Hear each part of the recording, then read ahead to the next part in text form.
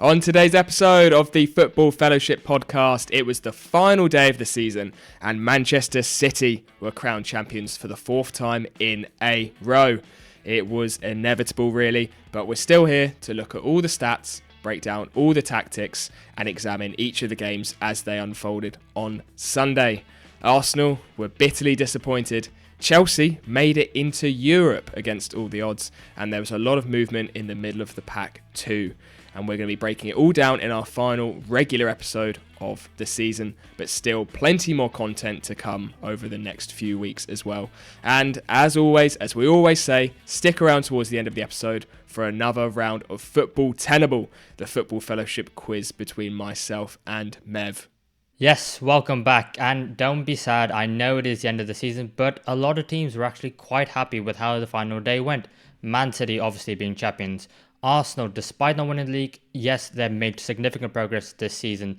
Liverpool, even though Jurgen Klopp is leaving, there was a lot of optimism about what the future can hold, and so much more. However, like you said, Toby, we do have to start off with the champions. Manchester City, 2023-24 Premier League champions, and for the fourth consecutive time in a row, something that's never been done in top flight history.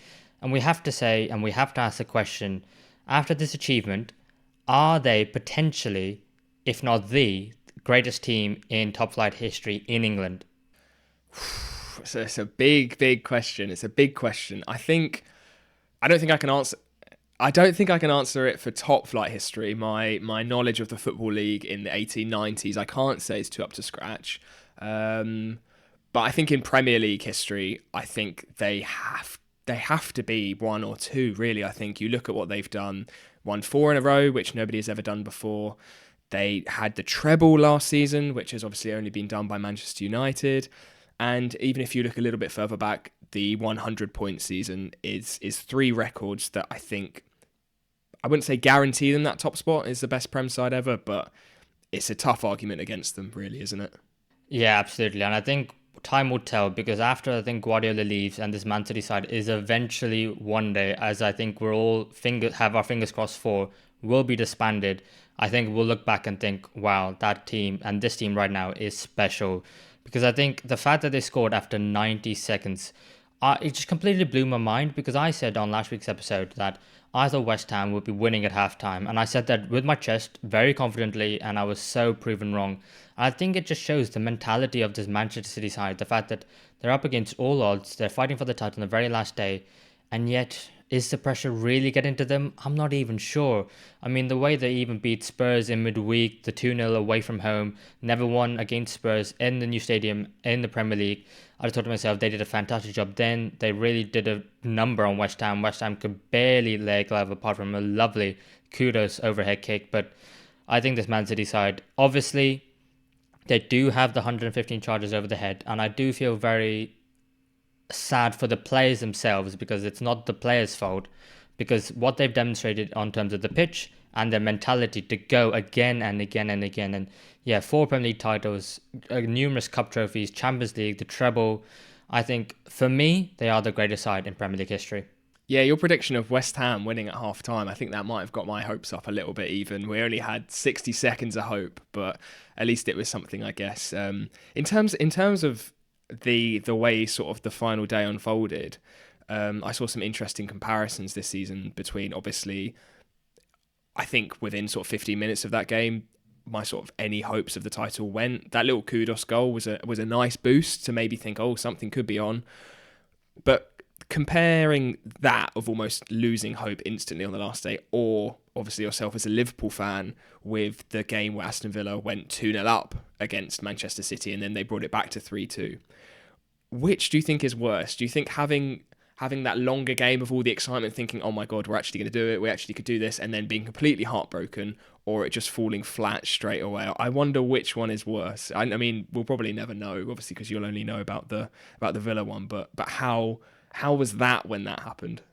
Oh, that's a really tough one, mate. It's a great question, actually. And I tell you what, I can't remember who said it, but I think it actually might have been Jurgen Klopp, fun enough. But I think he said, if you want to win big, you got to be prepared to lose big. And I think if you want to have this amazing title win on the very last day, then you got to be prepared to put yourself in the running, got to make sure that you're there on the very last day of the season. And if it doesn't go your way, you got to accept it. And I think the fact that Arsenal were in it on the last day, and regardless of how it unfolded, yes, probably it would have been nice to have a bit longer. Maybe West Ham were losing at Man City were losing at halftime, West Ham were leading, and then you would have a 45 minutes of jubilation. But also the way the Arsenal game went, which we'll come on to a bit later on, that also puts more pressure on you. And so it's not only hope, but it's also more anxiety. And these are all things that can change rapidly, and the intensity of those things can change rapidly as well within 90 minutes when so much is on the line. It feels like the entire season is on the line. And obviously, it's nice to have that validation at the end of it of the Premier League title, but whatever happens, I think both teams who are still there on the final day can be proud of themselves. So I don't think you can answer, because I don't know many people, I don't know if any fan base has ever experienced two unique situations quite like that. And the fact that we even have Premier League title races going to the very last day, I think it's unique themselves. But yeah, I'd probably say you probably want to be in it on the last day and you want to win it. I don't think you want to be in the losing end. But sometimes you are, sometimes you're not. But you got to take the highs and the lows. Yeah, and at least I guess in both of those circumstances, it wasn't positions where, say, Arsenal or Liverpool were leading, and then all they had to do was win, and then not to win. I can imagine that disappointment just being absolute next level, and I guess that could have been the case for Man City if they weren't as excellent and as clutch as they were. Again, they just always seem to do it, and I think, like you said earlier in this season, and sort of reflecting on last season, I think right at the start of the season we were saying Arsenal's position last year, where they were leading the pack, and it was their first real taste in a title race for a good number of years with a really young squad, and I was questioning whether that pressure of leading and all the eyes being on you was not a good position to be in. And you were saying, after all of your years of experience of chasing City in the title race with Liverpool, that you do not want to be chasing City. And I was thinking, well, maybe if the pressure's on them, they might start to drop points. And you were absolutely spot on. They just know exactly what to do. They know how to go on that run. Even again this season, when there were doubts at the start of the season, they just know when to turn up. They have exceptional players across the whole pitch, and it doesn't matter where they are in the league, whether they're chasing or leading, they're probably going to get the job done. Yeah, and that's the thing, because they've got so many quality players. You said it last week, oh, they're probably going to have this amazing starting 11, and then you throw it over to me, and I go, yeah, but don't forget the players that they also have on the bench, because they dropped Kovacic for this game against West Ham. They brought in Jeremy Doku, probably a very good move from Guardiola, because of the fact that West Ham are going to be sitting so deep, and you needed a little bit of trickery and a bit of flair to try and break them down, and he absolutely did that for Foden's second goal. But I think Foden is a player that we absolutely have to talk about, because Premier League player of the season, definitely my player of the season as well, because I think he's been fantastic. He's absolutely stepped up to the plate, especially when you consider Kevin De Bruyne was injured for a large portion of the season. And despite that, Man City have still gone on to win the league. I mean, Foden, 19 goals, 8 assists this season, 27 goal returns. I mean, he's been absolutely phenomenal. And, Premier League player of the season, definitely on the plane to the Euros with England. Definitely should be starting, and Southgate should try and find a way for him to start. But if you look back right at the beginning of the season, we're maybe talking about a couple of vulnerabilities within the Man City squad. There's one of the trouble. Do they still have the hunger and the desire to go again? Yes, they absolutely do. They sold Mahrez, they sold Laporte, they sold the captain, Ilkay Gundogan. Will they be able to replace him adequately? They brought in Jeremy Doku, José Caicdeo, Kovacic, Nunes. Even Nunes and Kovacic maybe haven't hit the ground running, but they've still managed to have an impact in the late stage of the season and still done fantastically well. And got 2 more points than they did last year. So I don't know how many things we can say about this Man City side without repeating ourselves, but they're just so good. Yeah, and even with Foden, I think if you take away those incredible numbers, 27 goal returns for someone who's not even a striker or a really sort of attacking winger, sort of that Salah ilk, is exceptional. But I think even if you take those numbers away, he still would be in contention for the player of the season, because everything he does in terms of build-up, he can drop deep, he can push really wide, he plays just in a free role sometimes, and I think against West Ham in this game in particular, he really was playing that free number 10 role that you only see Guardiola give to players that he know are one of the best players in the league, in the world. You look at obviously Messi when he was at Barcelona, just drifting in that role where he was. Müller at Bayern Munich when he was under Guardiola was also exceptional in that role. And with De Bruyne being out injured, I think we really saw Foden shine in that central area. And Guardiola has just kept him there, even with De Bruyne coming back, who's sort of been pushed maybe a little bit deeper out towards the right. And Foden just stays in that central area and just pulls the strings. And for someone to be able to do that at his age for the best team in the world, it's scary, because it probably means he's only even going to get better as well, which is crazy. I know, and I'm so glad he's English as well. I mean, 23 years of age, won every trophy there is to win at club level, and 6 of those are Premier League titles. I mean, God, I mean, the sky's the limit. You could be talking about one of the best players ever if he carries on the way he is and he stays, touch wood, injury-free. But we've talked, a lot about Man City, and rightly so. But we should probably touch on West Ham just a little bit, just because they've ended up the season finishing ninth. They got knocked out of the Europa League quarterfinals to Leverkusen, who made it all the way to the final. David Moyes is now leaving. How would you sum up West Ham's season? Because I think it's been, for me, one where they've done okay. And again, I know we said it last week, but I'm not really sure if Lopetegui coming in is going to do any better. But I'm excited to see what the future does hold. Yeah, it's been a funny one for West Ham this season. It seems their form has really come in spells. They had a fantastic start to the season, carrying on from that Conference League success that we saw last year. Moved into the Europa League this season, where again, I think in the group stage they started pretty well. They then had a really rough spell, sort of in that a third of the way through the season. Towards the back end of the season now, we've seen another really rough spell. And when you look at it overall, it's not too bad, really. You've got to look at the overall picture of the whole season. They've had some good victories. They've had some really good games against Arsenal, especially. I remember those.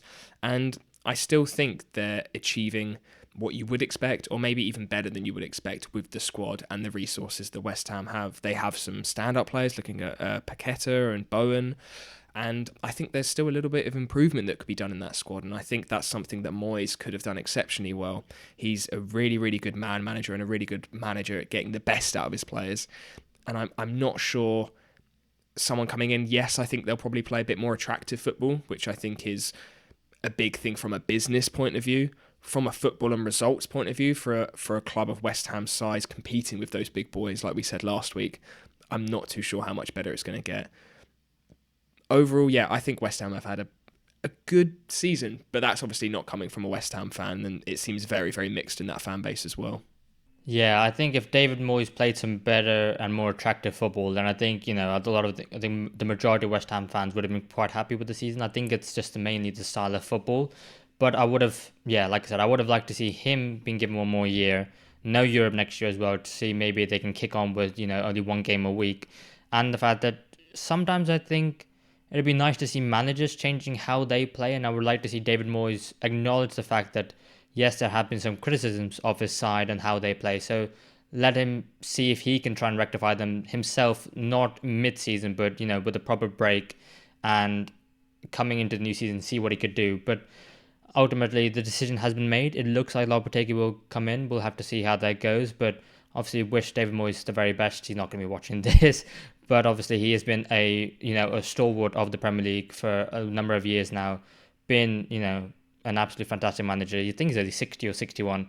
I can definitely see him back in the Premier League sometime soon, and I think it would be a shame if this was to be his last managerial post. But also congratulations to Manchester City, who are Premier Champions for the 4th time in a row, and Man City fans absolutely enjoy it, because, who knows if days will ever be this good.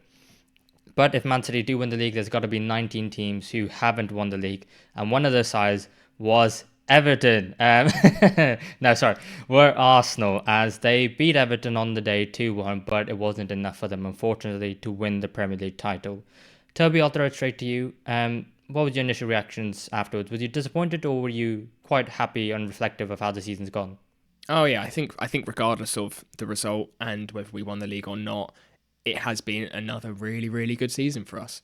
We were into the quarterfinals of the Champions League against Bayern Munich. Even going into that game as potential favourites, I think, was just showing the progress that we've made. Cup competitions, I still think, is an area that we need to improve, and I think that reflects maybe on our squad depth, which hopefully is going to grow over the summer. But in terms of the Prem, it's our second best ever points total in the Premier League, only beaten by that invincible season where we got 90 points, sitting on 89 points this season, but up behind one of the best sides the country's ever seen. The feel of the club, the atmosphere of the club, even things like the likability of players, I think at the moment is a huge thing. And as disappointing as it is, and as much as football is about trophies, and there is going to have to be a point eventually where maybe question marks do have to come about why aren't we winning trophies, maybe looking at next season, but ultimately still a really, really good season. And I don't think there was really much more that we could have done, really. I think it's been a good year. It's as sad as it was on the final day. Yeah, but I tell you what, I mean, if you talk about the game for a moment, imagine that Havertz scored that 89th minute winner.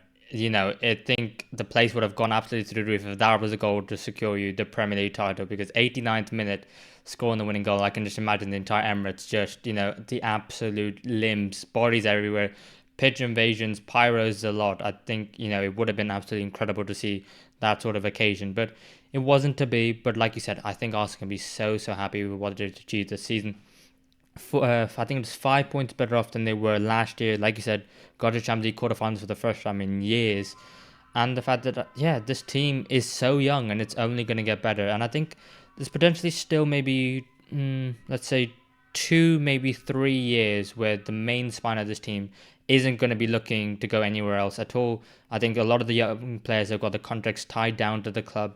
If you think about like the Saka, Martinelli, Havertz, Odegaard, Saliba, Gabriel, the whole side I think is pretty secure and pretty set in, and they're going to be there for the ride. And I think Arsenal just need to get behind their team again, like they did this season and they did the season before, because I think there is huge potential there for them to carry on. And I think maybe it's one where I think they might have to go for the cup competitions a little bit more, just because there is that we're not sure what's going to happen, because we're going up against a juggernaut. It doesn't matter if we're at the best, who knows what they could achieve. So I think it would be nice maybe next season just to pick up a trophy, just to get a bit of winning in the side and get something in the trophy cabinet. I think that would be nice for the players.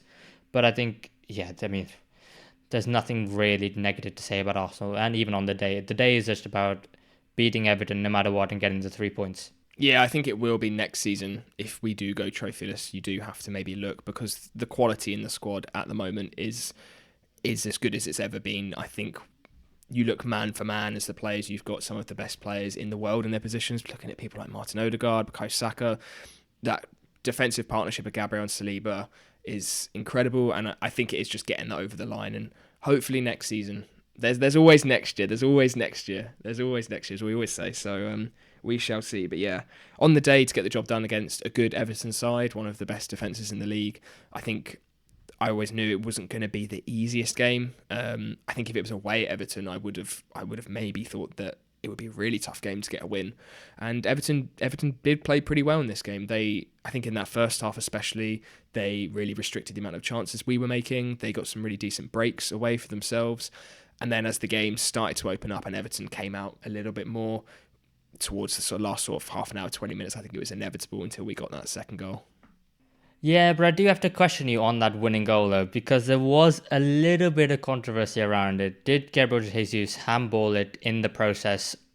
And it's a really tough one, I tell you, because I initially thought, oh yeah, it's his hand, that's going to be ruled out. And then the referee went to the monitor because VR told him to, he might have to reverse his decision.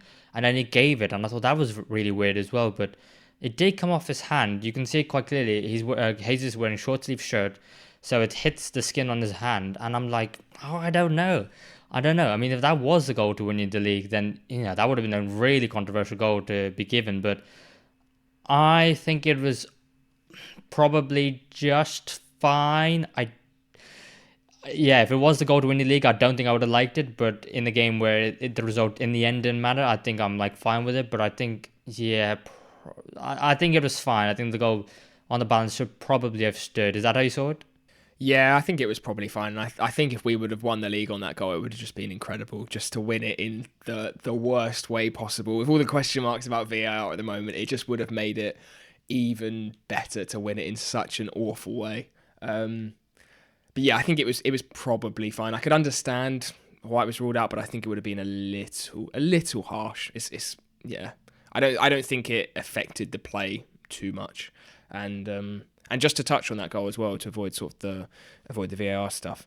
I've watched it like 5-6 times back now, that Odegaard like dummy pass into Havertz, and I still have no idea like how he did it and how that ball went through to him. It was insane. Yeah, I thought it was incredible. I was trying to think, like, did he do it intentionally? Did he not? But if he did do it intentionally, the fact that he had the vision and the coolness in that situation, maybe he knew that, like, based on the reaction of the fans, that Man City were going to win the Premier League. But if he didn't, and then West Ham were able to do something against City, and then that didn't work out in that situation, you would have been like screaming at him. So the coolness and the composure to do it in the 89th minute was, yeah, it's just different gravy, isn't it? And I thought, yeah, fair enough. And I think it was fitting, considering all the stick that he's had all season long, that Kai Havertz was the one to score the final goal of the season. And again, a bit like West Ham, maybe getting a little bit overlooked with all the title talk. We've got to mention Everton as well. I think Sean Dyche has done a fantastic job. Maybe, a manager who should have been nominated for manager of the season, considering everything he's had to put up with. Everton finished in 15th place, got 40 points. They had 8 points deducted. If it wasn't for those deductions, they would have been 12th in the Premier League, level with Bournemouth and Brighton. I've been praising Bournemouth all season for what a fantastic job Iraola's done. So I think Everton, I can be very happy with the season they've had in the end, although it's been a bit up and down.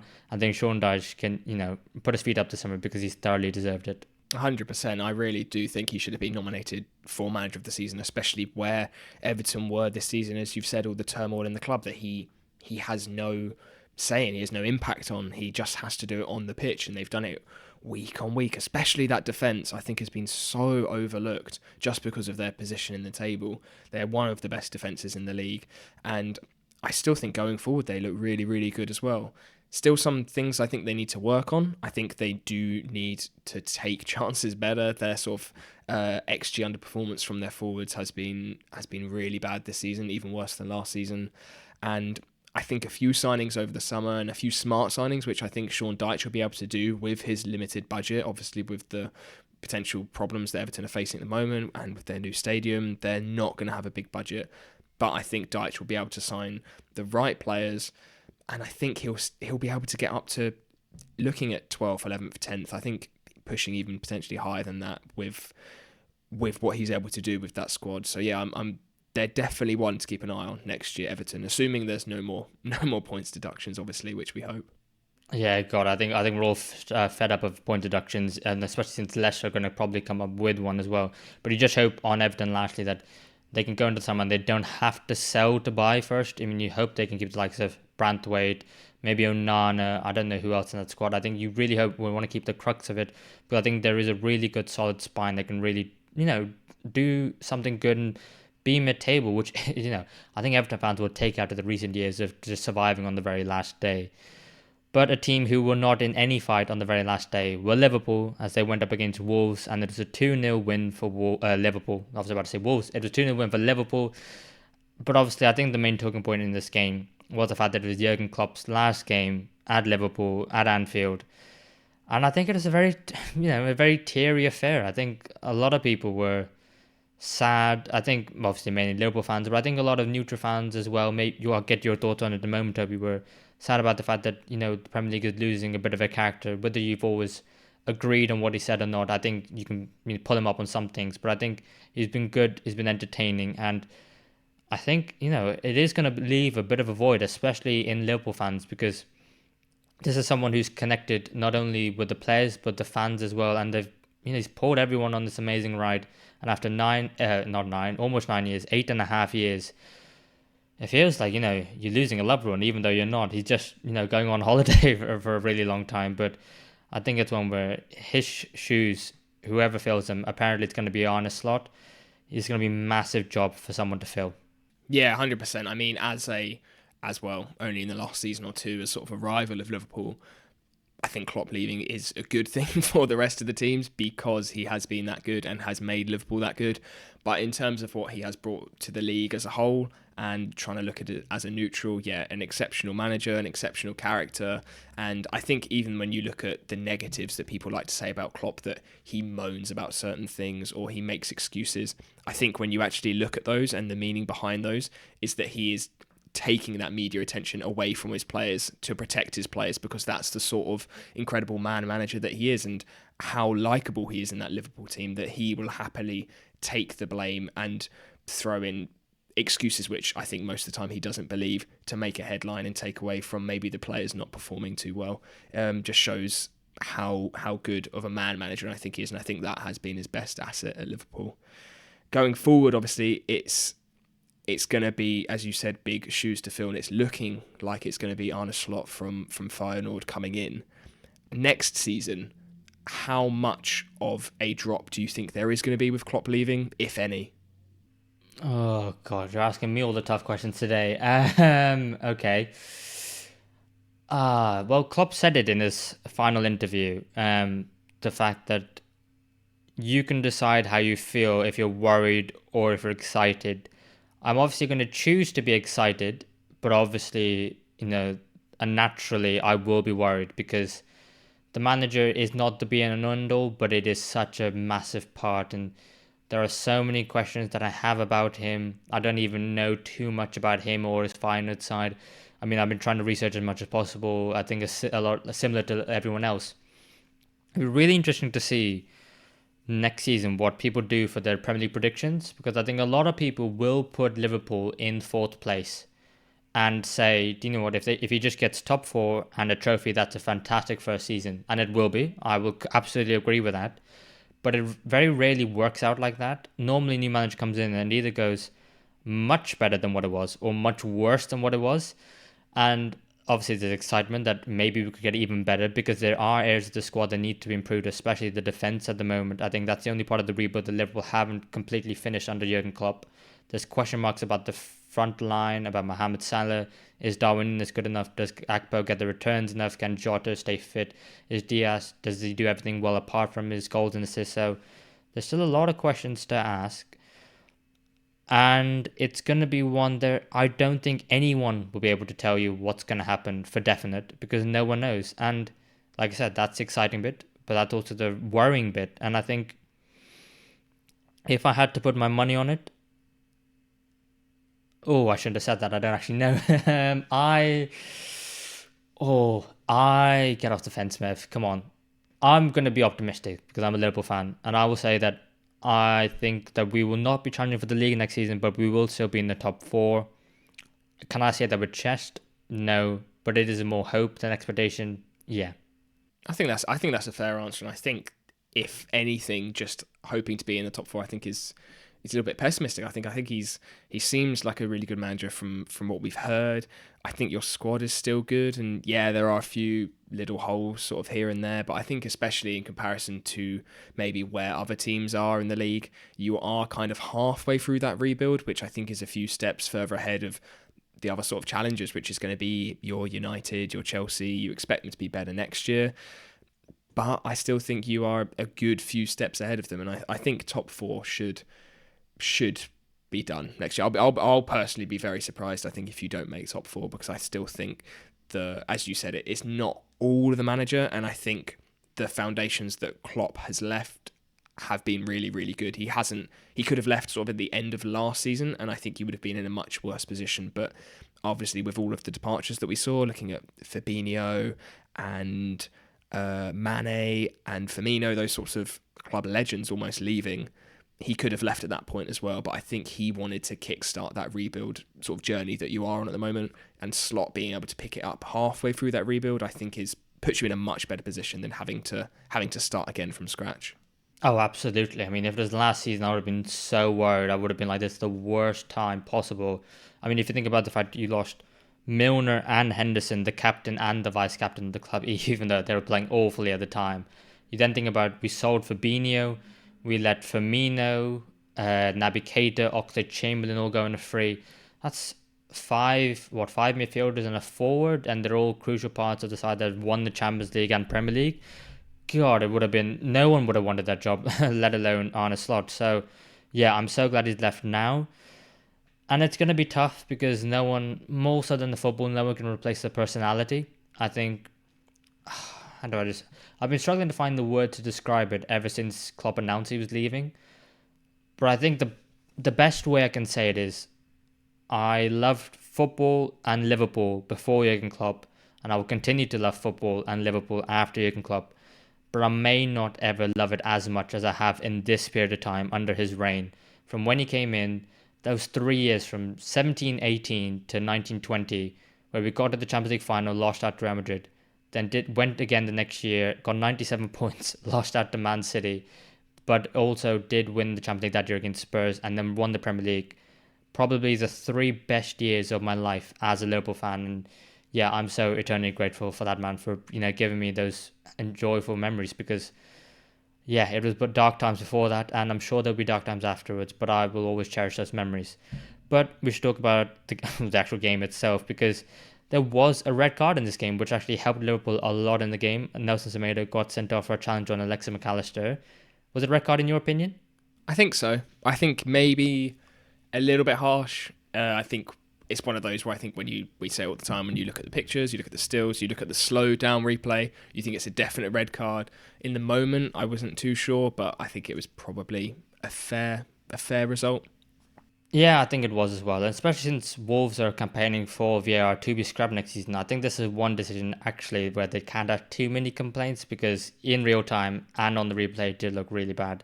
But then obviously McAllister got his goal in the first half, and so did Gerald Kwanzaa, 2 consecutive games where he scored. Now the lad should maybe be playing up front rather than at centre back, but I think it was just 2-0 win, solid for Liverpool. And for Wolves, I think Gary Neville can be very pleased with the season he's had, coming in right at the end of the summer window and then starting, I think maybe it was a week before the Premier League started, and the fact that he lost so many key players, the likes of Traore, Jimenez, Neves, Moutinho, the fact that, a lot of people didn't give Wolves a chance, and I didn't really, the fact that he's come in, got them mid-table, I think you can be very pleased, and Wolves fans can be very pleased with what their team's done this season.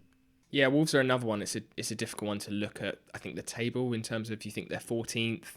It sounds like maybe it was not the best season, but I think in terms of points, how they've grown as a side, and how obviously you said O'Neill has come into that side and got them playing really, really good football. We're always talking about that front three of Neto, Hwang and Cunha, who have all been really, really good this year. And I think if hopefully they can keep hold of O'Neill for a good few seasons, I think there's something they can really, really build there and push on. And again, it's the same with Everton. I think they are one to keep an eye on next year, and I think 14th will be a disappointing finish for them next season. I'm really excited to see them play again already. Yeah, absolutely. But also similar to Everton, you really hope that it's not going to be dependent on outgoings, what they do in the summer transfer window, because if they can keep the crux of the side together, they've got a really good spine. And then we should move on to the next game, which was Crystal Palace 5, Aston Villa 0. And I think the summary for this game should be Crystal Palace were amazing and Aston Villa were so drunk. Is that fair? Yeah, I don't think they really cared. I think you could probably, I think in the away section at Selhurst Park, they were just still partying the whole game, even losing 5-0, because what an achievement for Villa to get into the top four and have it confirmed with a game to spare. It just didn't matter. But not to take anything away from Palace, and an exceptional performance from them against a side who's just been confirmed to have Champions League football. Yeah, absolutely, mate. And I tell you what, this Crystal Palace side are frightening going forward. Jean-Philippe Mateta, 16 goals this season in the Premier League. 16. Who would have thought that, considering how we started off, especially in the first half, under Roy Hodgson. And now he just looks like he can't miss every time he takes a shot. And then behind him, Elise and Eze.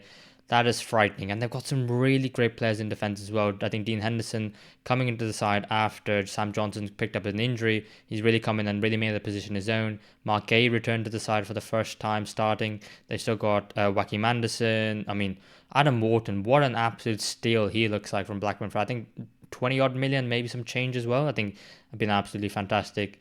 And I think what's been great is it's not just the amount of goals they're scoring, but the quality of the goals.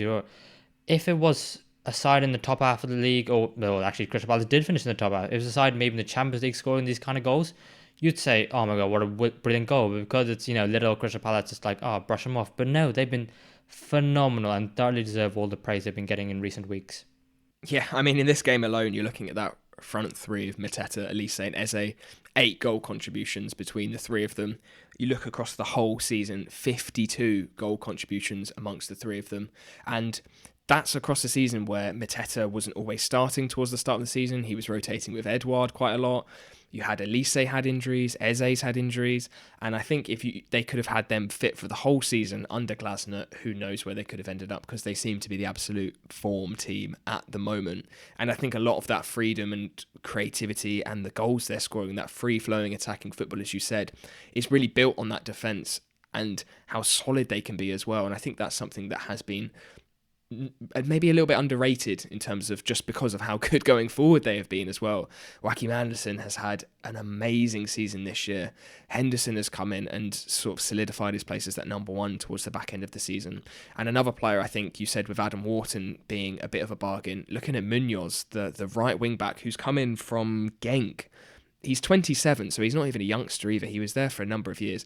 8 million euros, and he looks like he's been playing in the Prem for years. I think he has been absolutely amazing. And that whole, I think, starting 11 is really, really good.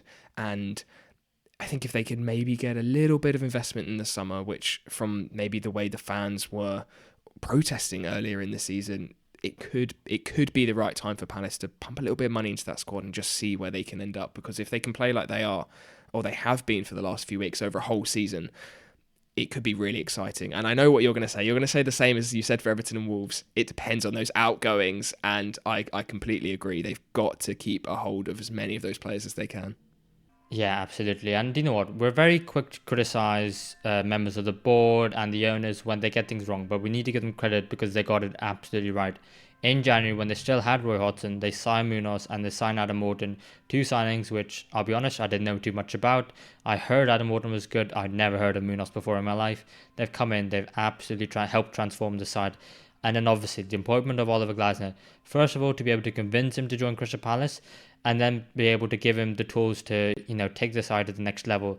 Next season, again, like so many teams, I'm already buzzing for next season, even though the season just finished, just because it looks like it's going to be super competitive yet again. And we're just excited to see what teams do, because there are so many sides who, if they were to, take a bit of a gamble, who knows what they could achieve.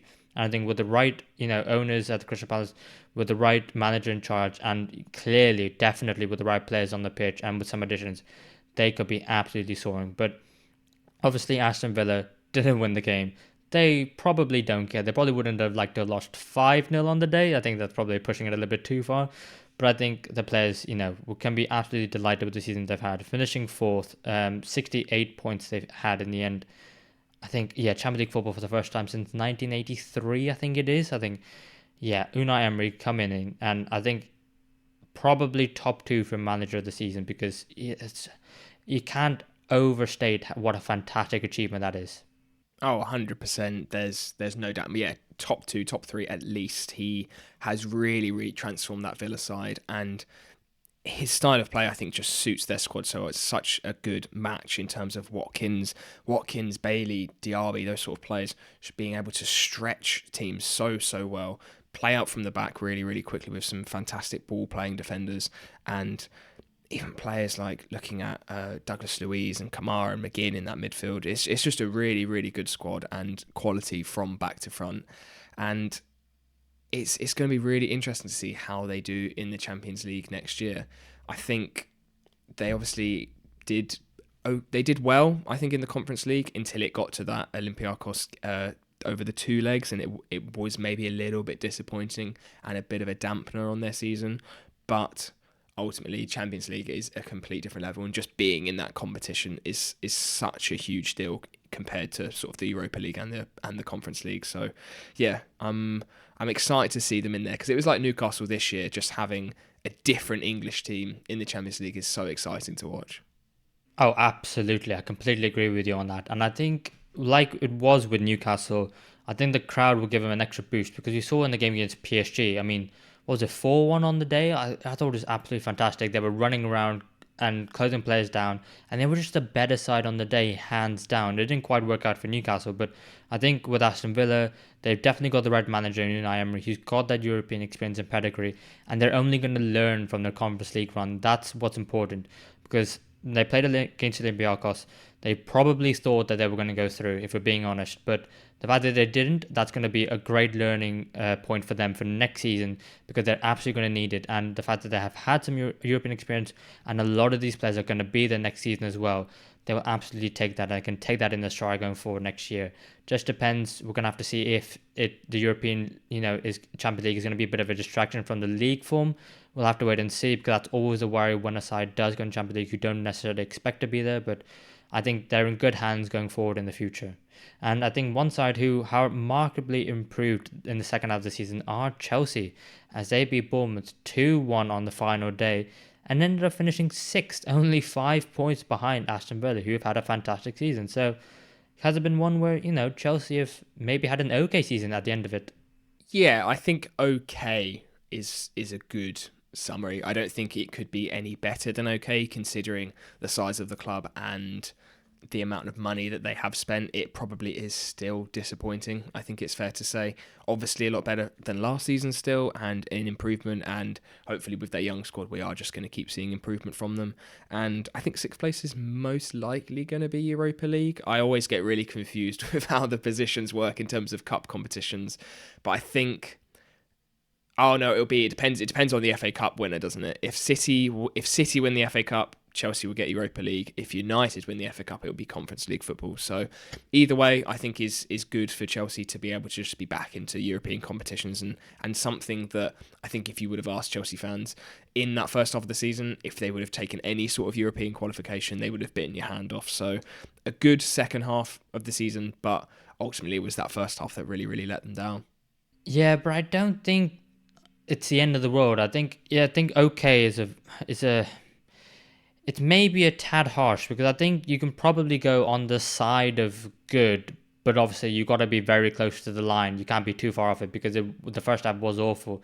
But considering I think the Chelsea side finished 12th last year, to now bump up yourself 6 places, and the fact that in the second half of the season you can see that the players are developing. I mean, obviously, yes, if they didn't have Cole Palmer, who knows where they'd be, but they did have Cole Palmer, so you got to take into account that they had one of the best young players in the league, and deservedly so. And you can see the patterns of play emerging. You can see what Pochettino wants the side to do. You can see players improving. I mean, Nicolas Jackson's been very in and out, but you can see he's improved. Noni Madueke's finally come into the side and kind of made that right wing position his own. I think the defense is forming some sort of shape, and I think next season it is going to be tough for Chelsea, because you've got to think about the progress that these young players are making, and you don't want to block their path, but you also do want to take the step to the next level. I personally would hope that Chelsea would want to trust their young players, but if that's going to happen, and if they're going to buy some more experienced players, we're going to have to wait and see, because that hasn't been the case under the new ownership of Todd Bowley and Clearlake so far. But I think there are some very positive signs, and especially with the bloated squad that they do have, European football is an absolute must to be able to pay some of those players and make sure that they can afford to keep all of them on their books. And we've got to talk about the first goal in this game, because Moises Caicdeo, right on the final match day with the goal of the season contender. I mean, this was one of the best halfway line goals I think I've seen. Yeah, especially because that defender being on the line, he literally had to be pinpoint, I think, precise for this to go in. It's almost like picked out the top corner from the halfway. It was a really, really clean strike after Neto sort of came scrambling out trying to get that loose ball. And yeah, really, really good end to the season for Caicdeo, which hopefully can sort of build on into next year. It's been a little bit underwhelming. Not awful, but just not amazing, but I suppose he is a defensive midfielder, so it's not something I guess you're going to have an immediate impact anyway. But yeah, really, really nice finish. And then to go 2-0 up, it was Sterling, again, someone who's had a very mixed season. He got off to a really hot start, completely faded out towards the middle of the season, and was able to grab a goal towards the end of this one. So yeah, it'd be interesting to see what happens, like you said, with these experienced players. Next year, you obviously got Chilwell and James are probably going to be back. You're looking at Nkunku trying to get into that squad as well. Players like Sterling, will they want to be sort of hanging around in the wings? Or a lot of competition, I guess, for that first 11, which is always a good thing to push each other. And with European football, as you said, to be able to rotate players as well and give this massive squad a lot of game time, I think shared between them will be good, because you imagine sort of in the Europa League or the Conference League, whichever ones it be, in that group stage especially, it is a good chance to rotate. Yeah, and also would you look at that, patience works and maybe giving your manager a little bit of time, as I think we've seen this season, is probably the better thing to do rather than, being a bit unsure and apprehensive and then just sacking them. I think that's probably the easier thing to do. But I think the harder thing is patience, and sometimes it can be the more rewarding thing to do. I think, as we have seen with Pochettino in the second half of the season, especially since the final thumping of Arsenal, I think it's been 5 wins and 1 draw. The 1 draw being against Villa away since that Arsenal defeat, and maybe that could have been the turning point that Chelsea could have really needed to really shake their heads and go, you know what, we're better than this. We're Chelsea Football Club. We need to be better. And a side who have had a fantastic season so far, Bournemouth, finishing in 12th place, 48 points, the highest they've ever had in their history, the highest league finish they've ever had.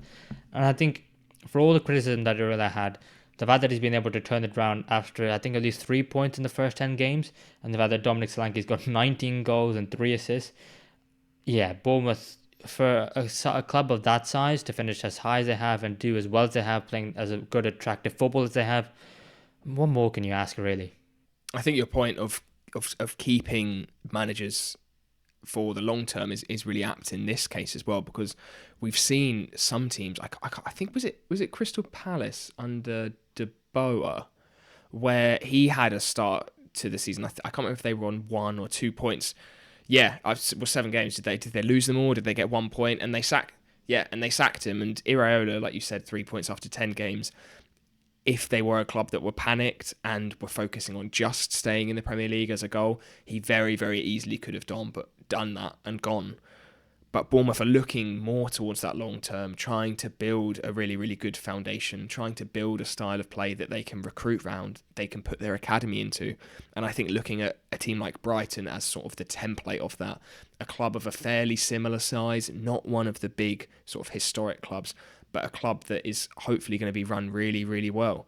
Brentford in that conversation as well. I think they're clubs that just don't look at the immediate impact of a season and really try and look ahead. And I think that's what you've got to do when you are sort of a club in and around. You're better than sort of a relegation battle. What am I trying to say? You're better than a relegation battle, but you're not quite sort of pushing into Europe just yet. And Bournemouth next season, again, there's so many exciting, I think, mid-table teams that are really, really building, and that I think it's just going to be really exciting to watch next year. Yeah, and the fact that the new owners are also thinking of building a new stadium, I think they put plans in place already. I think the current stadium, the Vitality's got 12,000, and I think they're going to go for a stadium with 20,000, which, it's not a lot, but it's almost double what their current capacity is. And that's good intuition from the owners to be like, right, we're not going to fill a 50, 60,000 seater stadium. We may as well take this in chunks. And I think they've got an option if they wanted to build the infrastructure so they can add a couple extra thousand after that as well. So I think it's one where Bournemouth are definitely on the right trajectory. Just got to, instead of maybe the players this time, I think they've got to try and keep the manager, because I think Areola will be hot property come next year, after I think we'll see a few more sackings. But lastly on this game, we've got to mention Thiago Silva, who is leaving, and he's been a stalwart for the Chelsea side. He came in and a lot of people thought it was just for a couple of years. He stayed a couple of years longer than that. And I think he leaves a Chelsea legend.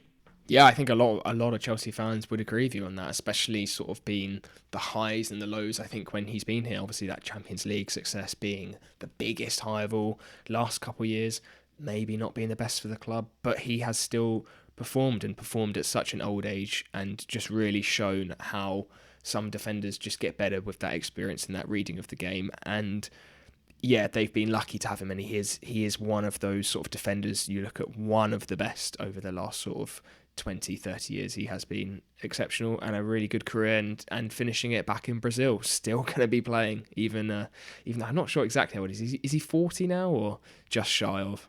I'm not sure. I think he might be 39 or turning 39 maybe. I don't know, but he's ancient, yeah.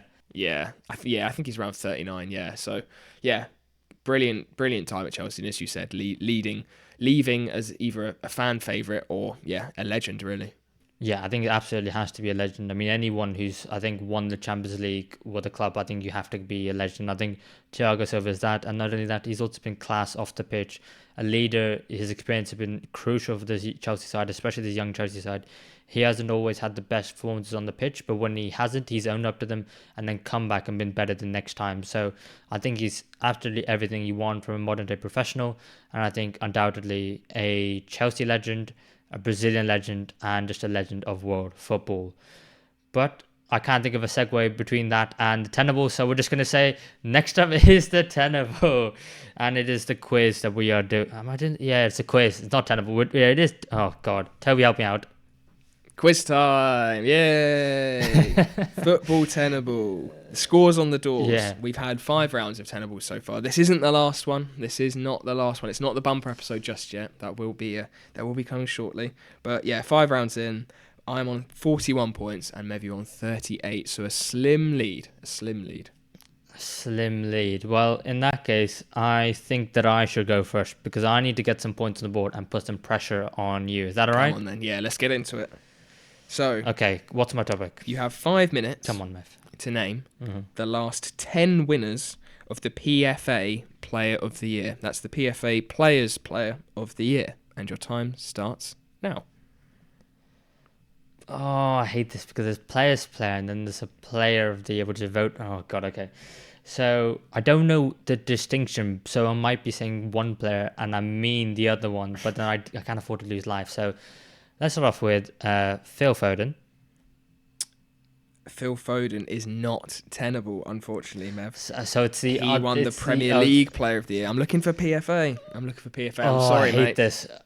Oh, God. Okay, well, I'm not going to get many points on the board. PFA. Okay, so... This is the big silver trophy, if you can imagine that. No, I can't, actually. I don't care for the PFA player. It's the best one. It's the best one. So if it's not Phil Foden this year, who was it? It hasn't been announced this year, I will say. It hasn't? Okay, yeah. The 10 years before. Okay. So Man City won the league last year. So I'm going to go with Erling Haaland. That is tenable. That's your first point. He did win it last year. And last year was 22-23. And the year before that was 21-22. Again, Man City. So let's go for... I'm going to go for Rodri. Rodri is not tenable, unfortunately. He's not on my list. Let's maybe not go for Man City. Well, there's some more older years. So Liverpool 1920. Was it Van Dijk? Was it Henderson got one? But was it the players? Or was it the writers one? Oh God. I hope at least the viewers can understand my confusion with this because I think it's fair enough. But Liverpool, it's got to be Salah. Excuses. Right, I'm going to go for Mo Salah. Mo Salah is second on the list. He is tenable with 2 awards in 2022 and 2018. Okay, 2022 and 2018. Okay, surely Harry Kane? Harry Kane is not tenable either. A plethora of golden boots, but no PFA Player of the Year. So I've said 3. So do I have one more? You've got one more incorrect guess before you're shut out. What's my lives? Lives time, sorry. You are almost halfway. Right, come on then. I'll give you a clue. So it goes back. The earliest one is for the 2011-2012 season. Thanks, mate. I can count. Well, no, because there's multiple winners. There's Salah had 2, and I'm just being salty. There's another person who has 2 as well.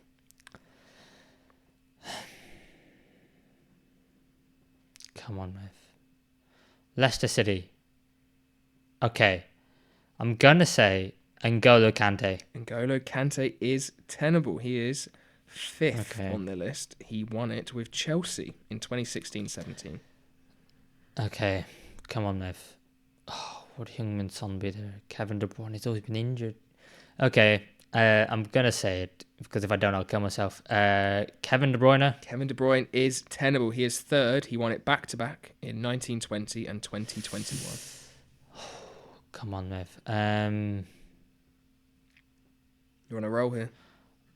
Arsenal. Not in the last 2 years. Spurs, Kane, Son maybe. Liverpool. I'm going to say, I'm not sure he's there, but I'm going to say Virgil van Dijk. Virgil van Dijk is tenable. He won it in 2018-19. So you've got the 5 most recent now. And what's my time? You have 1 minute and 10 seconds left. Okay. So you're looking at 2016 as your most recent and 2012 as your earliest. 5 players to go. 2012. As in 11-12. Yes. Which is Man United. I'm going to say Robin Van Persie. Robin Van Persie is tenable. Well done, mate. The year after that was Liverpool, Man City. I will say that. I think Van Persie won it with Arsenal, but I'm not sure. I may have to check that. No, that would have to be Man United because the next year was... Oh, no, that might be Arsenal. I think it was Arsenal, yeah. So there might be Man United. 11, 12, 12, 13 was... come on. Come on. Say something. You've got 20 seconds left. Man United. David De Gea. It's not David De Gea, unfortunately. A very rogue shout, but he's not there. Yeah, I believe Van Persie won it in 11-12 with Arsenal, because I think that was the year that there was the Aguero goal that won the league for City, was 11-12. Yeah. 12-13 was when Man United won it back and Fergie left, and then they were rubbish afterwards. Yes, so 2012-13 was Gareth Bale. I thought that was a bit too late for early. I think he won Young Player of the Year that year as well. I think he basically won all of them. 2013-14, the Liverpool year. Luis Suarez. 14-15 was I think Chelsea won the league that season. Can't remember. Under Mourinho's second stint. Yes, that was Eden Hazard. Of course it was. And then the Leicester title victory was Riyad Mahrez. So that was 6 points there. Oh, a decent return. A shaky start, but you turned it around. Oh, mate, I was struggling with that. Okay. No, okay, I'll take 6. Absolutely. I almost did Young Player of the Year because I thought this one, I wasn't sure how difficult it was, and I'm glad I didn't because I think Young Player of the Year would have been really tough. No, it's got Young Player. I don't. No. Let's not try that. Let's not do that. I'll save it for next week. Anyway, moving on. Right. Yes. Are you ready for yours? I am. Okay. Well, Toby, since we've been doing a podcast all season, this is based on the current Premier League season. Oh God. Yes. So I want you to tell me the 10 players with the most assists this season. Go. I feel like I almost looked at this earlier as an option for you. Okay. Oh, come on. I'm pretty sure to be in the top 10, you have to have 10 assists. I think. Or it's like there's loads of players, I think, on 10. I think there's 3 players on more than 10, and then I think there's about 6 on 10. And I can imagine it. Okay, so first, I'm pretty sure Watkins was the most. Yes, he's tenable. He's on 13. And then Palmer, I'm pretty sure is there. He is tenable. He's number 2 with 11. He's number 2 with 11, okay. And then the rest all have 10. Okay, that's what I joint thought. third. Yeah. Okay, so I'm pretty sure Pascal Gross is one of them. He is one. He's tenable. Oh, is Saka one? Yeah, let's go for it. Saka. He is not tenable. That is your first life lost. Oh, he must have 9. Oh, 10 assists. Okay, let's try and think of teams. Man City. I don't know if any players would have 10 assists. Phil Foden might. No, he has 9. I'm pretty sure. Or less. Arsenal. Odegaard might have 10. I'm going to write him down. He got the 2 assists on the last game of the season. Liverpool. Salah could have 10. He got another assist on the last game of the season. I'm going to write him down. Who else? Aston Villa. Don't think anyone else will be in there. Leon Bailey potentially, but I think he just went on a bit of a run at the earliest in the season. Tottenham. I'm pretty sure. I remember Brennan Johnson has either got 9 or 10 because I was really surprised. So I'm going to go for Johnson. He is tenable. Nice. He does have 10. Okay. Son could be in there, but I'm not convinced. Chelsea, I don't think anyone else besides Palmer. Man United, Bruno could have snuck in there. Creates a lot of chances as well. Man United, Newcastle. Anthony Gordon could... Oh, there's so many that it could be. Anthony Gordon could have snuck in there. Pedro Neto, I think, was he leading the way for assists really early in the season, wasn't he? But I don't think he's had the fitness to be able to work his way back up in there. Neto, Wolves. Half your time gone. Oh.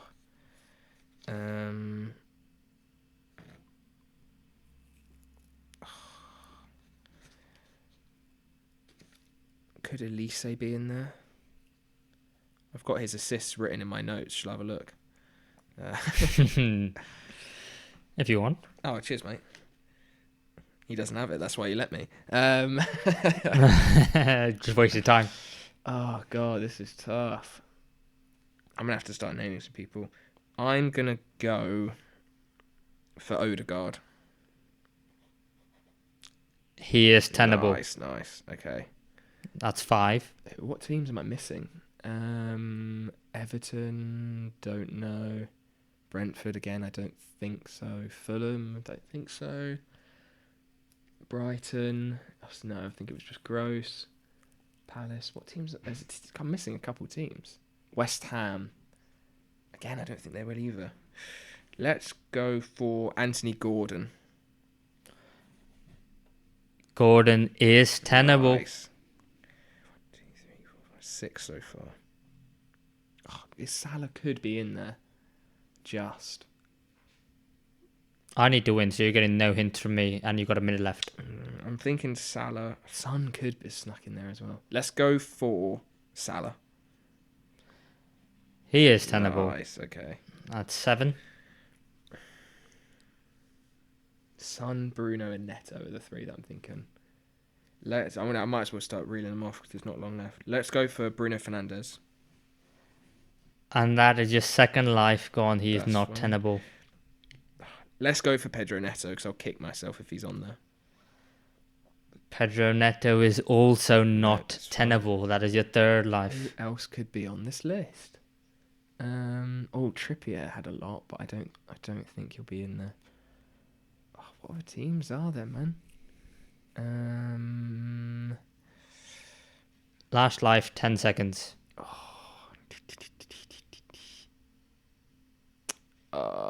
Alanga, maybe, as a random punt. No, that is not tenable, and that is all your lives with 1 second to go. So... Can you let me know the teams of the players I missed? Manchester City. Manchester City? Was it Foden? It was not Foden. De Bruyne? It was Kevin De He snuck Bruyne. in there. 10 assists. That's crazy. Yeah. And then Newcastle. Was it Trippier? It was Trippier. Damn, said him at the end. Spurs. Was it Son? It is. No, that's so annoying. I said 2 of them. Why the hell did I go for Alanga instead of Son at the end? What an idiot. Well, there was a Nottingham Forest one who was joint on 10th, so there were 11 options for you to choose from. It was Gibbs White. It was Morgan Gibbs White, 10 assists. I should have got 8 or 9 there. I'm disappointed with that. Yeah, what did you end up with? 1, 2, 3, 4, 5, 6, 7. It's not too bad. Oh, no, I'm glad you didn't do too well there. I mean, give me a chance on the last one, please. Well, yeah, that does extend my lead, though, very slightly, up to 4 points, 48 to 44. But with the bumper episode next week, the final football quiz of the season to decide who is the champion, there'll be 3 tenables each. So that 4-point lead could be absolutely washed away.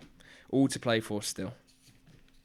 Yeah, and you're getting no hints, and I'm making them super hard. I say that every week, but then I'm also like, I don't want to be mean and cruel. No, but, do it. At least one super tough. I like the tough ones. Yeah, they're so satisfying. They'll go medium hard, probably. Nice. Yeah. I'm looking forward to it. Can't wait. Yes.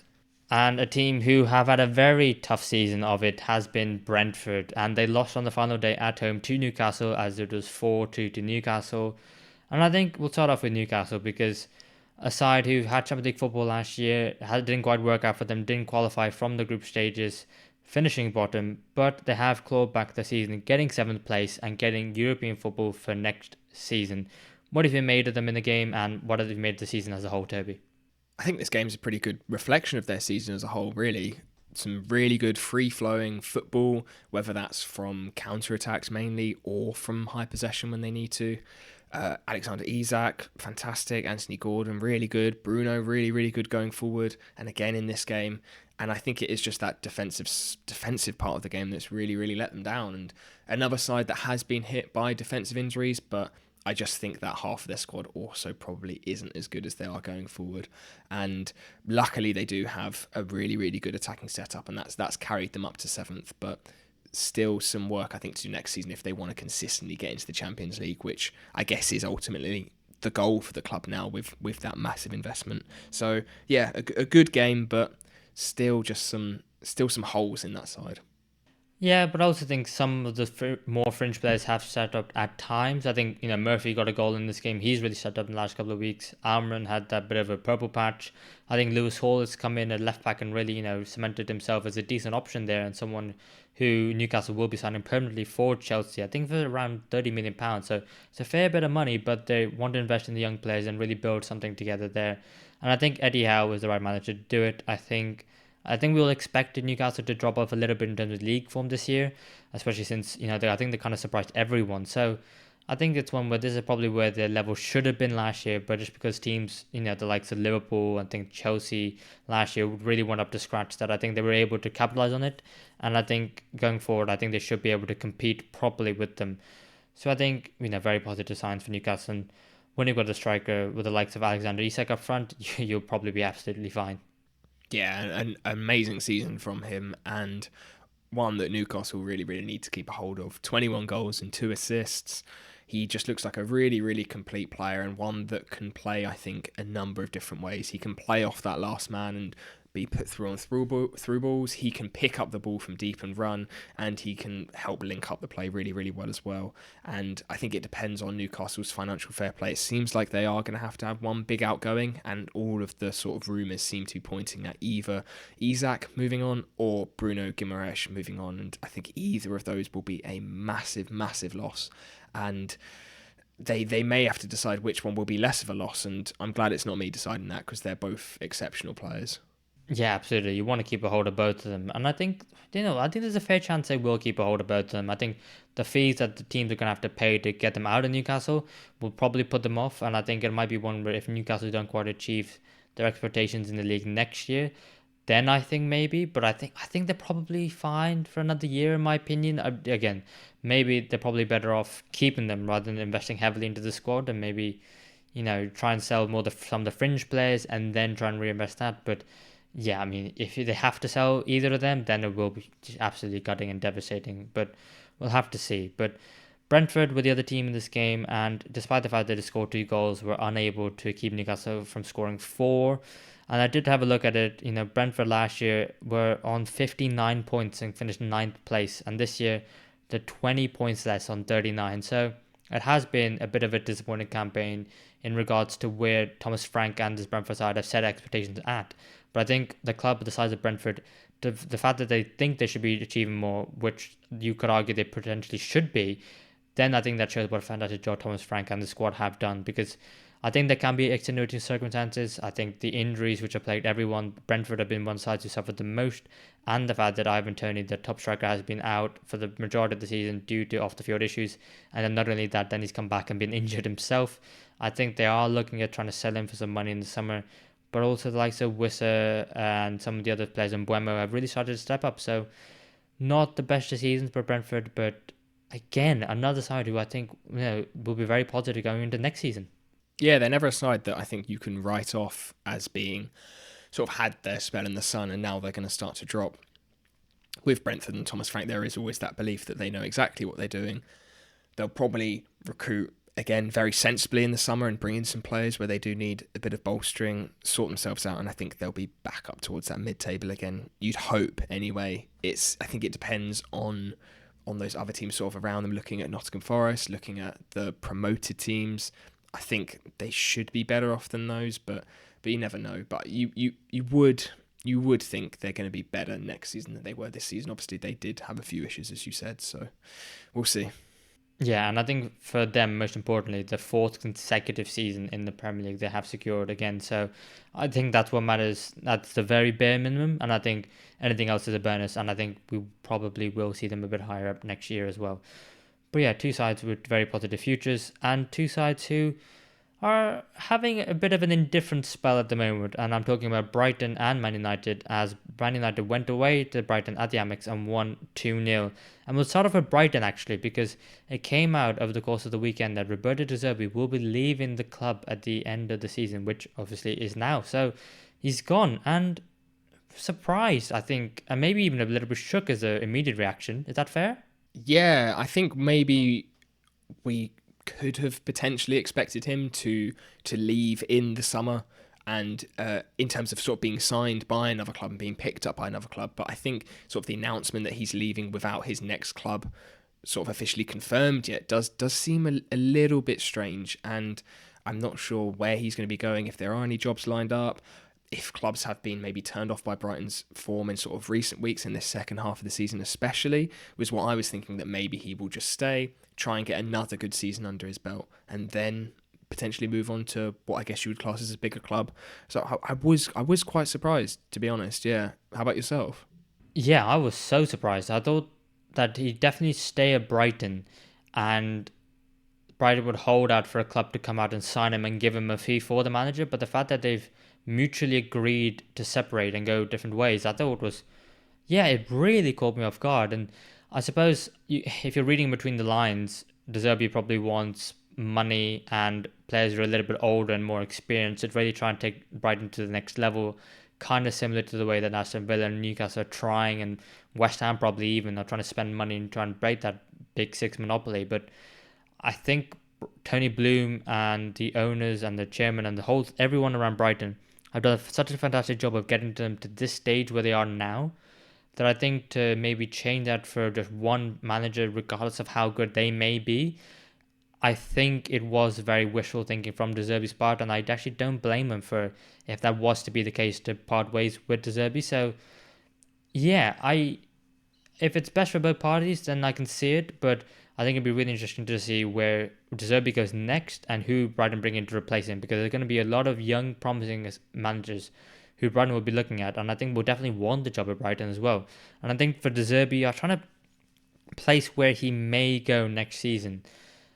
And he's hinted at maybe going on a little bit of a break, maybe if no one comes in for him. But I was trying to look at some of the jobs a little bit higher than Brighton. And I was thinking the only one I could think of was Juventus, because of the fact that they've parted ways with Maximiliano Allegri. He's Italian as well. He did a fantastic job at Sassuolo, so he's had experience in the league, overachieved for Sassuolo. Juventus are a side who are underachieving at the moment. They want to be competing for the Serie A. And at the moment, Inter Milan are much better than them. I think AC Milan are much better than them. So there is room for that side to grow. But if they're going to look at De Zerbi and think we want a top elite manager rather than someone who's just maybe a project manager at this stage of his career, then we'll have to wait and see. Yeah, honestly, Juventus was the one club that were on my mind as well, that I think will definitely have De Zerbi on their list. I think, obviously, with him being Italian, I think the only question marks maybe about De Zerbi going to a big club is having those sort of elite players in that man management side that he doesn't quite have the experience with. But I think in this Juventus squad, there aren't really any sort of massive names or massive egos. It's a fairly sort of young squad. It is in a bit of a rebuild in itself. And I think he would suit it really, really well. And honestly, I think he would probably suit being a manager at a bigger club compared to Brighton. I think with his style of play especially, it's very, very free-flowing. It's very, very high possession.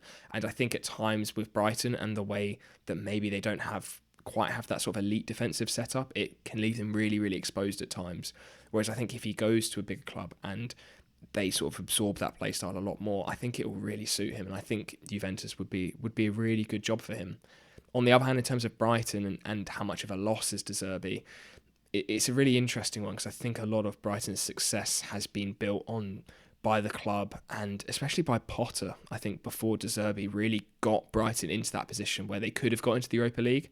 I think De Zerbi came in at the right time, really, really pushed them at the right time, and it was an amazing achievement to get Brighton into the Europa League. But I think, as you said, maybe weighing up how much of a loss it would be and how much of an impact maybe he has had could potentially be a little bit overstated compared to maybe the money that he wanted.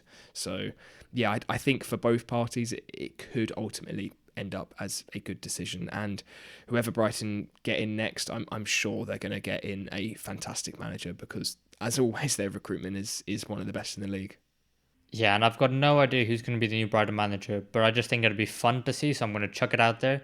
Will Still, just because he's left his club in France, and I think, you know what, for someone who, he would absolutely take that job in the Premier League for a side who are probably top 10 in terms of squad quality when everyone's fit, even though they've had lots of injuries. It might be one where it's a bit of a too big a step in the Premier League for him, but yeah, I mean, I'm just going to throw it out there because I think it's fun. But I think on the other side, Man United, who look like they're going to stick with the manager of Erik ten Hag, just because the manager market looks, so bleak at the moment and void of options. But they ended up getting the win in the end. They ended up winning 2-0, two lovely goals by Diego Dallo and Rasmus Højlund. And obviously with that FA Cup on the horizon next weekend. So potentially promising signs of Man United, but I think we've got to make sure we start walking before we start running. Yeah, especially in terms of the club and the fans after that last home game where Ten Hag was obviously doing a speech on the pitch, and I saw a number of interviews with fans after the game, and they all seemed fairly positive about keeping Ten Hag in and finally sort of trying to stick to one manager and to one manager's plans, and he does seem to have a decent backing at the moment.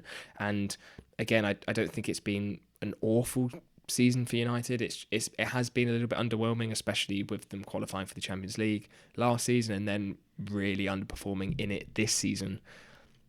I think they've got a lot of work to do, but I don't doubt that Ten Hag could be the one, I think, to do that work and really build that side. And they do need some signings in the summer to really improve the quality of that side, because there is a number of great players. Like we said, the two goal scorers in this game, Dallo and Højlund, fantastic players, two of the best players in that side. And then you're looking at Bruno, you're looking at, I think Onana is someone who's really going to step up and show why they spent all that money and how good he was at Inter Milan. Garnacho, Amad Diallo also coming into that side now. They will be better next season, I think, and hopefully Ten Hag is the right choice to get them there. I agree. I think that they will be better next year, but I think the way that Man United have been operating for so many years now, I think the fans accept that, replacing a whole bunch of these players and the manager is too much for the club, where I think actually the answer is probably both of them need to go. But I think if you can only get rid of one, I think absolutely you only get rid of the players this season, and then you give Ten Hag another one, and then if it doesn't quite work out, well, his contract ends at the end of next season anyway. But yeah, I think FA Cup final, that's going to be really interesting, because a lot of people are saying if they win that, then Erik Ten Hag keeps the job. If they lose it, they don't. But I think regardless of if he loses it, I think he might end up staying, just because, like I said, I think there's a lack of managers out there in the market at the moment. Yeah, I agree 100%. I think the FA Cup final result, it doesn't really matter, and I think it would be strange, I think, for a club to base the decision on ultimately what is one game. I know it's winning a trophy or not winning a trophy, but you have to look at the season as a whole and as long term, and not just be reactionary of, oh, you've lost one final, you're gone. So I'm pretty confident he'll stay by the sounds of it and get a season. I think is fair and is what is deserved, because it hasn't been an awful stint at United. He has won a trophy. He got them into the Champions League last year, so this season not as good, and I think, yeah, it will be the telling season next year. Yeah, but if you were to sack a manager for not winning a trophy, then you should probably sack every single Spurs manager in the last few years, because they are up next. Sorry, Spurs fans, as they went away to Sheffield United, relegated Sheffield United, and beat them 3-0. And this is pretty much exactly what we expected, wasn't it? Yeah, pretty much. I mean, yeah, Sheffield United already gone. Spurs, even themselves, didn't have much to play for, but just too much attacking talent, I think, against a really struggling Sheffield United side. Kulusevski getting a brace in this game, and Pedro Porro with another absolute banger. He's found his shooting boots in the last couple of weeks, and He always crops up in amazing positions, Porro, and he could probably be double digits, I think, for goals this season. He always seems to get in that position, like the top right-hand corner of the box, and it either flies into Rosette, some absolutely crazy rash shot, or it just goes into the top corner. Yeah, another really nice goal, and a 3-0 victory to cap off what has been a good first season in the Spurs rebuild, even if it feels a little bit disappointing that they didn't get Champions League football, because it was there and they could have potentially got it. I tell you what, I think if anything, the fact that they've got 6 more points than they did last season, I think they've scored more goals, they've played much better, more entertaining football, and I think you can see the progression in the Spurs side. And the fact that they haven't made Champions League football doesn't apply too much pressure to Ange Postecoglou for now, just because there is a clear progression of, okay, next season, progression is top 4. Whereas if they get top 4 and then they don't get it, then it looks a little bit like Ten Hag, where, with the sides going backwards. Whereas now they can, I think 5th will be the minimum requirement for Spurs next season, and they'd hope to probably get 4th as well. So, but I think it's telling the fact that Ange Postecoglou comes out constantly and says, would you take 5th at the start of the season? And he constantly says no. Would you take 4th? And he constantly comes out and says no, because he wants first. And I think that's something that Spurs definitely need. Maybe especially after seeing Spurs fans cheering for City when they were playing them recently, and he's coming out and calling them fragile. I think that was potentially a little bit harsh, but at the same time, he's trying to take the fans and the club and everyone on a journey, and he knows where he needs to go, but everyone just needs to follow him and follow his example and go with him on that journey. And I think if you're looking for a manager to get behind and to take you into uncharted territories for the last while, I'll say, for Spurs, then I think you can do a lot worse than having Ange. 100%. Yeah, I think at the start of the season, I think I was saying they were probably going to be 7th if they're lucky, 8th, 9th. They have a new manager coming in who's not the biggest name. They lost one of their best players of all time, the best striker in the world, their captain as well, and it is the start of a rebuild. And as you've said, progression from last season, I think, is all you can ask for. And I think it has been a really, really good season from Spurs. And they have really impressed me with the way that they play and how quickly they've sort of implemented that new style. A few little tweaks, I think, are needed to adjust to the league. I think they need to be much better defensively, but that will come. I think just having that first attacking sort of change and being able to attack and move as well as they do in the final third after losing such a vital player is massive. And I think the rest of the game will come, and I think they will continue to improve. And next season, I think they will, and they should be better. I won't be surprised if they even get top 4 next season, and I think that's definitely attainable for them. Yeah, and Sheffield United definitely have not impressed anyone. I think they've been outgunned, outmatched, outfought. I think it was 104 goals they conceded in the end, 57 at home, a record in terms of goals conceded in the whole season, and in terms of goals conceded at home, 16 points all season. I mean, they had no chance really, did they? Yeah, I think the only takeaway is that they didn't break Derby's points record, which sort of would have cemented them as the worst Premier League team ever. Breaking that goal thing, the goal record that goal record was from a 42 game season, so there was a lot more games. It's tough, and not only how bad this season has been, how much is that going to affect them next season in the Championship? Are they going to be able to come straight back up? I think after a season like that, it's a big, big ask. Yeah, they're going to definitely need a big rebuild, and hopefully for the club that they can probably do that. And a side who should be alright as they go down is everyone's favourite Luton Town, as they lost at home to Fulham 4-2. And as we talk about Sheffield United's poor defensive record, I think it's got to be said, Luton, it's kind of gone under the radar how bad they've been defensively because Sheffield United have taken a lot of the headlines. But 85 goals conceded in the 38-game season, the joint 5th worst ever, along with Fulham, funnily enough, who they played in the 13-14 season, joint 3rd worst in the 38-game season. And conceding an extra 4 goals today, I think, pretty much summed up the season.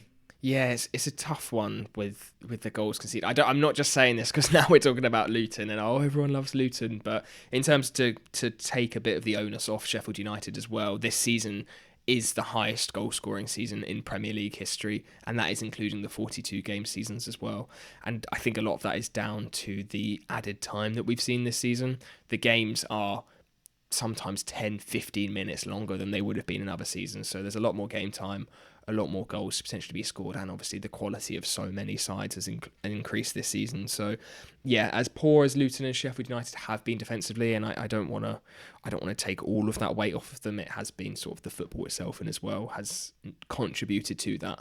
But ultimately, both sides' defence has not been good enough to stay in the Prem, and I think that's what it does boil down to, because Luton going forward, and in terms of how they have played this season, could have been good enough. They have had some really, really good standout players. I've loved watching Ross Barkley this year, loved watching Alfie Doughty. I think Adebayo up front is one who has been an absolute menace for so many defenders this season. He's like 6'8", but he has tricky feet as well. Like, how on earth do you even defend against that sometimes? He's one to definitely keep an eye on. I could see him going somewhere in the summer. But yeah, another 4 goals conceded, and a poor end of what did have some hope, I think, in the middle of the season that Luton were going to stay up. Yeah, absolutely. But I think still at the same time, I mean, I have loved Luton, but I think they've really disappointed me in the last 6 games, especially because I've said it for a few weeks now. I earmarked the last 6 games as definitely winnable games for a side who are in the relegation race. And the fact that I don't even know how many points they got out of the last 6, but I don't think it was a single win. So I think the fact that they're really in the race to stay up just because Everton, Nottingham Forest got point deductions. I love Luton Town. I love the fans. The fact that the fans never once booed them, questioned the manager, was always behind the team. I love that about the club, and I wish to see them back in the Premier League very soon, because I think the fans are amazing and they're a joy to be, following and watching, because it's been so fun to watch. But they will lose players. The players you just mentioned, they will be snapped up by Premier League sides. I think they will find it hard in next season. They only came up through the playoffs, and it will be difficult for them in Championship. So I wish the best for Luton Town. I think it might be a little while before we see them back in the Premier League. I don't have them earmarked to come straight back up, but I have nothing but love for that entire club. And the other side who did get relegated were Burnley, as they lost at home to relegation rivals Nottingham Forest, who officially secured the stay in the Premier League this game, even though we knew it was very likely they were going to stay.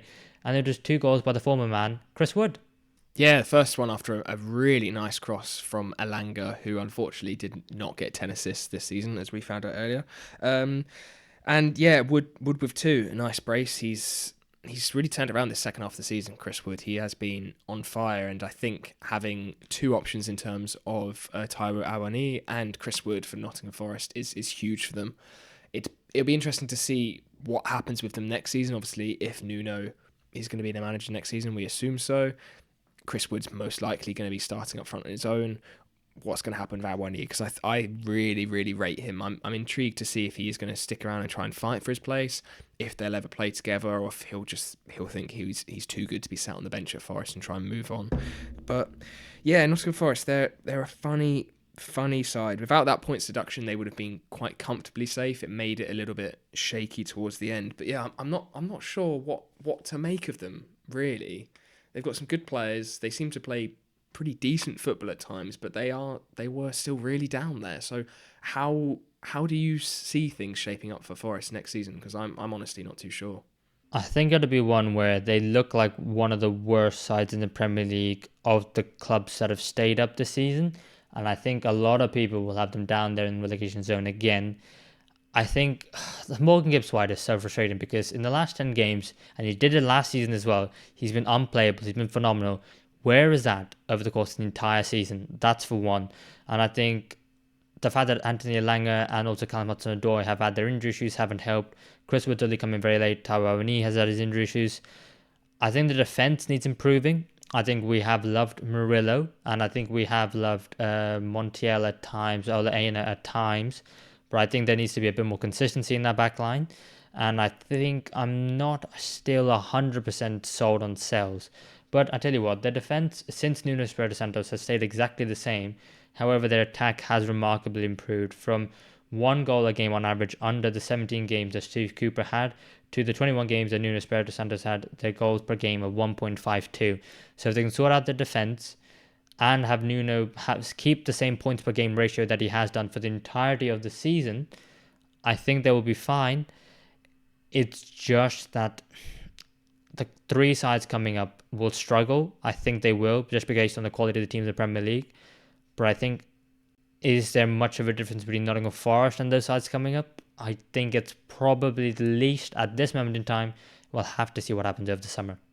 Yeah, consistency is a big thing for Forest as well. Like you said, with Gibbs White, he had a really good spell. I think Williams, towards sort of this second half of the season, has been really good from fullback.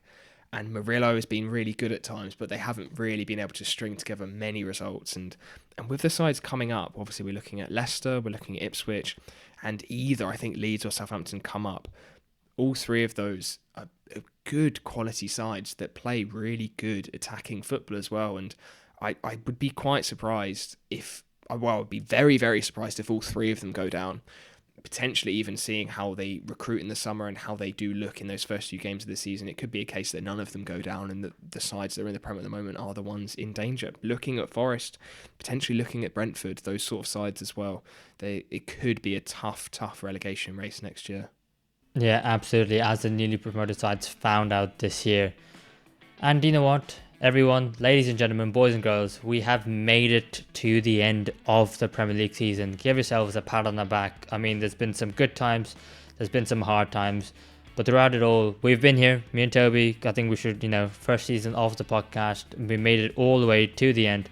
But don't worry, we're not going anywhere whatsoever. We're going to have lots of content for you over the summer as well. We've got the Euros to look forward to as well.